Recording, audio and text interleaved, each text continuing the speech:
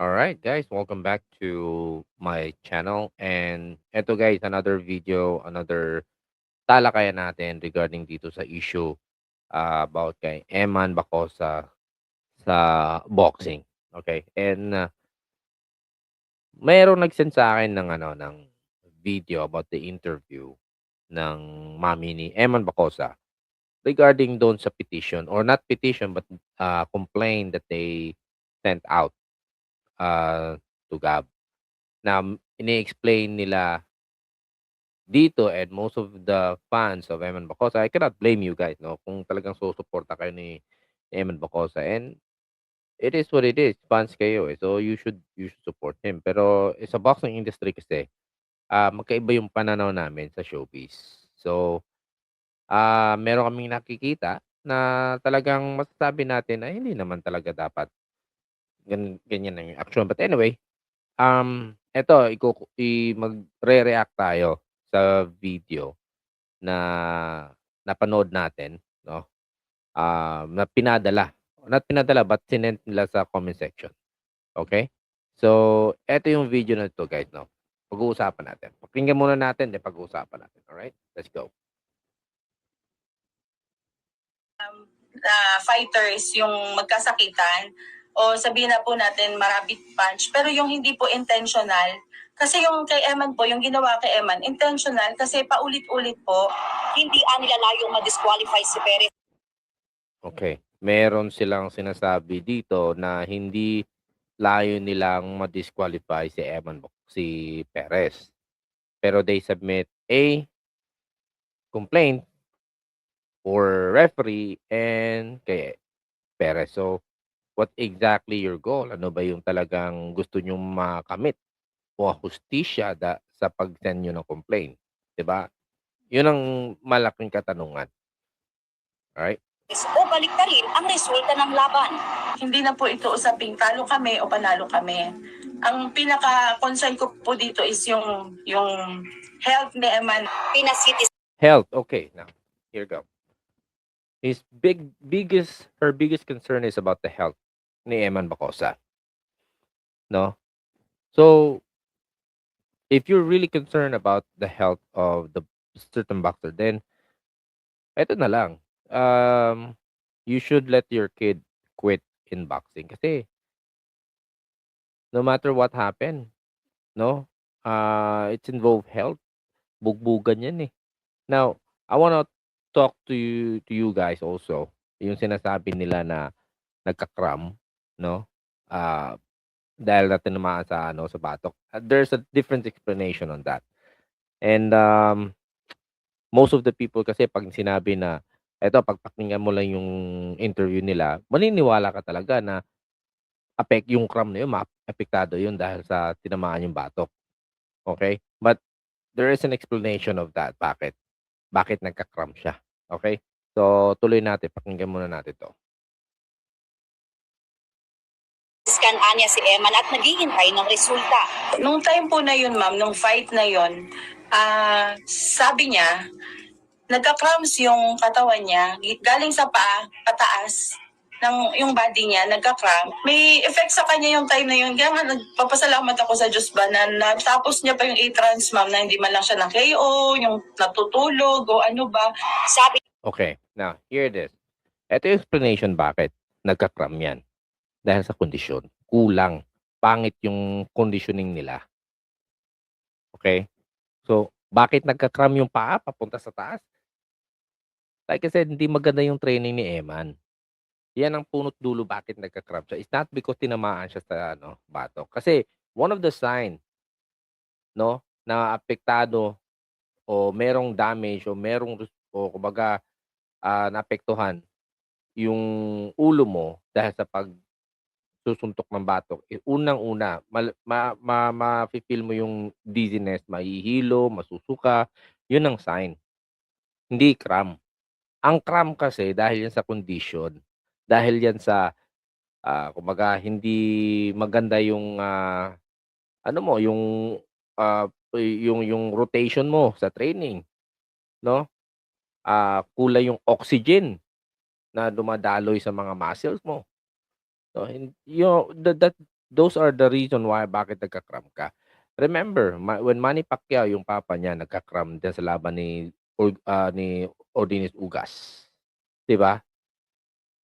He complained the fight, he complained na meron siyang cramp after the fight na. Eh, mararamdaman mo talaga 'yun. So, sabi ko, bakit nila kino-connect yung cramp doon sa pagtira ng batok, okay? So, kung mas maniniwala ako na may epekto yung pagsuntok sa batok kung nasusuka o nahihilo si Eman Bacosa after the fight or during mga ilang minuto o let's say for example from round 5, round 6, do'n malalaman na nila 'yan, eh, ano na 'yan, eh, kumbaga ma mafi-feel nila 'yan, eh. One of the example, okay, si Gores. After the fight, anong nangyari sa kanya? Hinimatay, nahilo. Those are the sign of the ano, kung those are the sign na naapektuhan yung ano mo, yung bandang dito sa ulo natin, okay? Hindi yung cramp. Never, I don't know, never heard na na dahil sa pagtira sa batok o na tinamaan ka sa batok nagka-cramp ka. Wala pa. Pero like I said, 'pag may damage yung ano mo, malaki yung damage na natamo mo dahil sa pagtira ng batok, I mentioned to you the kilo, um, yun ang mga sign na yun. So, I don't believe on this na yun. Of course, dahil sa worry. Yun ang masaklap guys, eh. 'Pag hindi mo alam 'no, yung kumbaga 'pag wala kang alam diyan sa area na 'yan, of course, magwo-worry ka and then what you do is you do an action na hindi tama, 'di ba?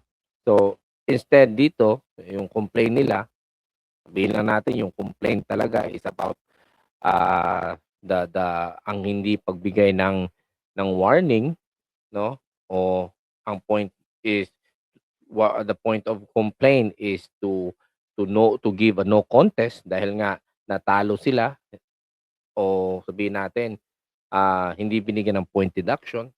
Kasi kung may point deduction malamang naging tabla pa yon, 'di ba? Matatanggapan natin yon. It will be acceptable, maintindihan natin. Hindi yung sasabihin na because of the health condition.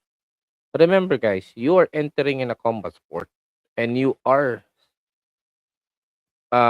gambling your health. Sa training pa lang, your health is already in ano na, ah, is in ano na, nakasalalay na yung health mo diyan. Maraming mga boksingerong namamatay sa training, hindi nakayanan ng training.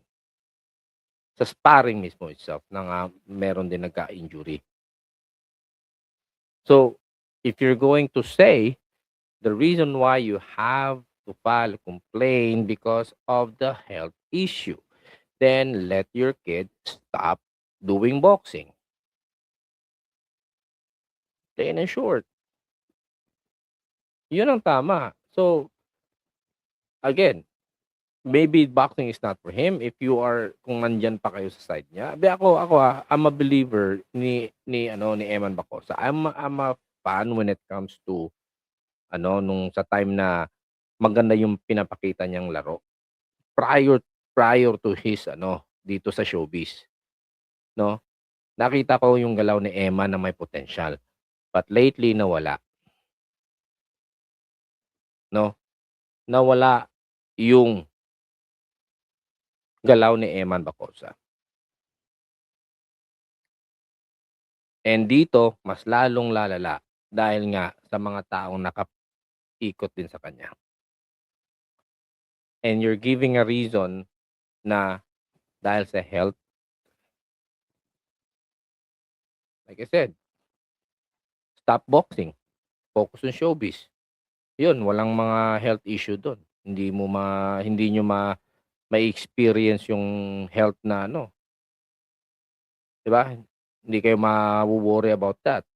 And I do understand because you're we do understand this because she is a mother. 'Di ba? Pero anyway, let's continue. Benedino ayaw maghain ni Emma ng reklamo. Pero bilang ina at manager, naniwala siyang kailangan niyang gumawa ng aksyon hindi lang para sa anak, kundi para rin anya sa kaligtasan ng ibang boksingero. Okay. How many decades na etong GAB, etong mga rules and regulation has been already for kahit wala pa si Eman talaga, wala pa si Eman sa industriya ng boxing, nandiyan na 'yan. Ang masaklap is that if you're going to use that kind of alibi, halatado na napaghalataan na you don't know what exactly you're doing of filing a complaint. Now, if you're just going to file a complaint because of for the future for the other boxer, then na-mention ko na 'to sa first video, file an amendment, no? Or mag-petition ka dun sa GAB na dapat ganyan for the sake of the boxer, dapat may para ma-prevent 'yan, mag-mandatory sila ng health benefits. Libre yung pa-ospital, libre, I mean, pwede mo ipagawa 'yun. Pwede ka mag-petition do'n. Pero when you file a complaint, it's not, against who? The referee, ni Eman, ni Perez? It doesn't make sense at all. Naintindihan ko rin yung mga fans ni Eman dahil wala naman talaga silang, most of them, I'm not saying all, wala silang alam sa boxing, okay? Even I admit in the beginning sa boxing, simula't pasok ko pa lang, hindi ko pa naman alam lahat yun, eh. That's why I listen. I read, nakikinig ako sa mga taong may alam sa boxing, nagtatanong ako, kumukonsulta ako sa mga tao involved in the boxing. Meron tayong mga taong kakilala sa boxing industry na kinakausap natin. Kaya meron tayong alam ngayon. So, I don't blame you guys for being the defender of Eman Bacosa, because which is okay naman 'yon. Pero take a criticism as well for you to improve, no, and to learn about boxing. Kasi otherwise, if you're just only a fanatic, walang mapupuntahan yung industriya ng boxing. Then we welcome you guys in the boxing industry. Okay? Pinagdadasal ko na lang po na maging maayos ang lahat, tsaka desisyon din naman po ito ng mama ko, so respeto ko po ito, tsaka And this is sad about it because you're a fighter, you're a boxer. A fighter should stand in his own. Look at those fighters, those other fighters that we have here in the Philippines. No, they sacrifice, they pour blood and sweat on their training, and then at ang mangyayari, ibang tao ang magdidesisyon about, not ibang tao, sorry, but merong taong desisyon about sa ano mo, sa yung plan mo. Yes, maybe she's a manager, pero hindi ko nakita yung potential, o I don't see the kumbaga yung quality to handle his son in a bigger league, in a bigger competition. Kasi dito pa lang, maliit pa lang 'yan. Wala na ganyan na. So, para sa akin, 'no, masyadong maaga pa, parang ganyan. So, I think they have to find a better person or better team na that could handle Eman Bacosa. Kasi may potential naman yung bata. Oh. So, let this kid handle by not professional, but a good trainer, coaches, no? Handle with managers na alam nila ang pasikot-sikot sa boxing, 'di ba? So, this one, it's very sablay para sa akin. I'm not trying to discredit yung mama niya sa pagsabi o pag-file ng complaint, dahil nga hindi para sa akin hindi naman talaga tama, no? Pero karapatan niya 'yan, okay? So, I'm not saying na diniscredit ko siya diyan. But in my own opinion, hindi talaga tama. Okay? Ano, tsaka support na lang din po ako sa ano ng mama ko. Sinusubukan naming Okay. So, like I said guys, no, ito yung masaklap. Ah, pag yung tao nasa paligid mo, especially training camp mo or management, eh, hindi pa o sabihin natin, hindi gano'n hindi magaling. I'm not saying na ano, na walang alam, pero hindi magaling, hindi competitive. Tapos yung batang may potential, madadamay at madadamay yung bata. Madadamay yung boxer. Kahit gaano kagaling yan, kahit gaano ka-potential yung bata na yan, pero yung tao nasa paligid niyan ay mga incompetent, wala talaga. Again guys, I said, I believe Eman Bacosa has the potential to be a champion, a great boxer, or a good boxers, a famous boxer. But wrong people surround him might cause, you know, baka doon magsimula babagsak. Like this, no? Pero ito yung masaklap guys, no? There are a lot of content creators, especially nasa favor nila ni Eman Bacosa. Let me name it. MT, si Pau Salud, sila, sino pa, yung mga nasa BCCP, kahit nga itong si Silver Boys, hindi nga nagsalita tungkol dyan.